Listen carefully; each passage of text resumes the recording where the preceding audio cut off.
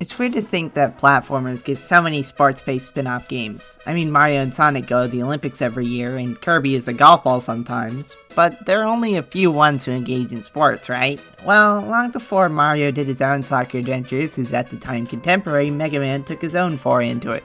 Yep, it's a Mega Man Soccer video. Mega Man Soccer is a strange game. It was basically only made to coincide with a soccer team that Capcom Japan had put their money into having a good season around the time. It's one of the funniest pieces of product placement in that regard. I mean, just look how happy Mega Man looks here. The initial charm of the game is probably what carries it the best. The presentation is really solid, surprisingly, and it was the first time that we got to see the classic Mega Man and Friends and glorious 16-bit sprite art, which had been reserved for the Mega Man X continuity of games up until this point. Plus, it has tons of characters, with most of the Robot Masters from the first 4 Mega Man games, Proto Man, and even Anchor from the Game Boy game Dr. Wily's Revenge. It's a pretty representative roster. Interestingly enough, there's a plot here too. Dr. Wily has decided to ruin soccer games across the globe, for some reason, and now it's up to Mega Man and a huge army of his robot clones made by Dr. Light for this express purpose, as silly as that sounds, to stop Dr. Wily by beating him at soccer. Unlike regular Mega Man, the ability-based progression isn't present. Instead, you gain new abilities by recruiting the robot masters you defeat to your side, allowing you to use them, which is much more interesting to me. As opposed to one person hoarding all the power, it's more of a community, a team effort to defeat Dr. Wily. An interesting take on classic Mega Man's tropes makes something wholly different in terms of ideas, and it's fitting with team-based sports on the whole as well. Unfortunately, the game itself just plays like absolute shit.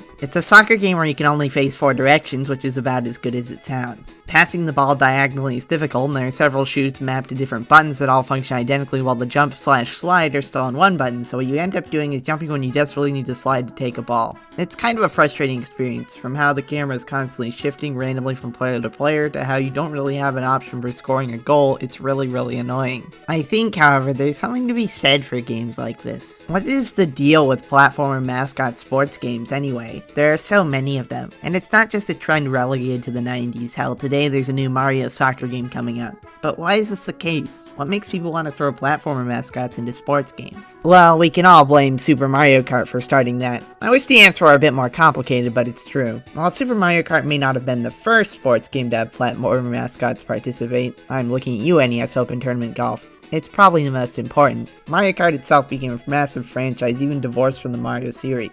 It's hard to deny the influence that first title had, and the part it probably had in titles like Mega Man Soccer existing.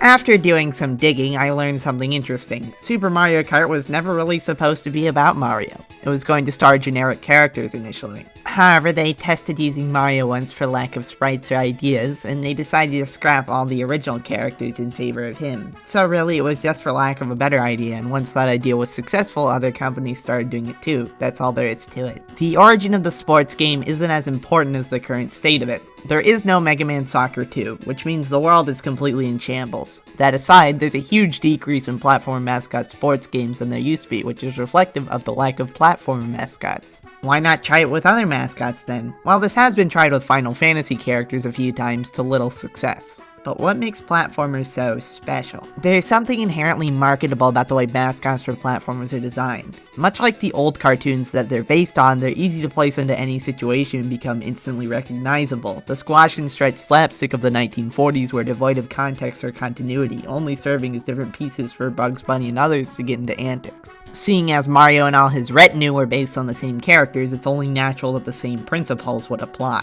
Mega Man Soccer is not particularly notable in any way. It has horrendous gameplay, decently good presentation, and a strange but fun take on the Mega Man story at large. However, there is one thing about it that really is noteworthy to me. The fact that it's such a bizarre take on the character. The fact that there had to be a Mega Man Soccer game for whatever reason that is. A product placement for a sports team? Sure.